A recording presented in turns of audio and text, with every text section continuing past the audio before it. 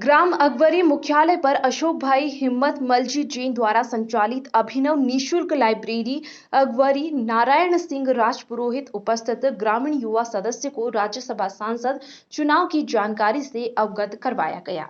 अपने राजस्थान में भी राज्यसभा की 4 सीटों के लिए चुनाव हो रहे हैं, तो आप लोग ये देख रहे होंगे कि विभिन्न पार्टियों द्वारा बाड़ेबंदी की जा रही है। कांग्रेस के एमएलए वहाँ उदयपुर में है, बीजेपी के एमएलए वहाँ जयपुर में है, बाड़ाबंदी में है। एक राज्यसभा की सीट के लिए 41 एमएलए का है वो समर्थन चाहिए, उनके वोट चाहिए। तो ये 41 का आंकड़ा कहाँ से आया, किस प्रकार से राज्यसभा के सदस्यों का चुनाव होता है, उसके बारे में थोड़ा अपन चर्चा करेंगे। तो मित्रों, अपनी जो संसद है, भारतीय संसद, वो भारतीय संसद जो है 3 पैरामीटर्स पर है: राष्ट्रपति, लोकसभा और राज्यसभा। इन तीनों संस्थाओं से मिलकर के हमारी जो है संसद बनती है। तो राज्यसभा के सदस्यों के चुनाव जो है अभी हो रहे हैं। लोकसभा में डायरेक्ट जो है जनता वोट देती है, इसको अस्थायी सदन कहते हैं, 5 साल का इसका कार्यकाल होता है। और राज्यसभा जो है स्थायी सदन है, यह कभी भंग नहीं होता है।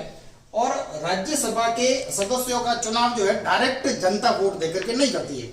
तो अपन सबसे पहले देखेंगे कि राज्यसभा के सदस्यों के चुनाव में वोट कौन देते हैं। तो राज्यसभा सदस्यों के चुनाव हेतु जो अपने विभिन्न राज्यों की विधानसभाओं के जो एमएलए है, मेंबर ऑफ लेजिस्लेटिव असेंबली, वो विधायक जो है वो राज्यसभा के सदस्यों के चुनाव हेतु वोट देते हैं। तो और यह स्थायी सदन है, यह कभी भंग नहीं होता है, इसका कभी विघटन नहीं होता है। इसका कार्यकाल 6 वर्ष होता है। जिस प्रकार लोकसभा का कार्यकाल 5 वर्ष होता है, इसी प्रकार से राज्यसभा का कार्यकाल जो है 6 वर्ष तक होता है।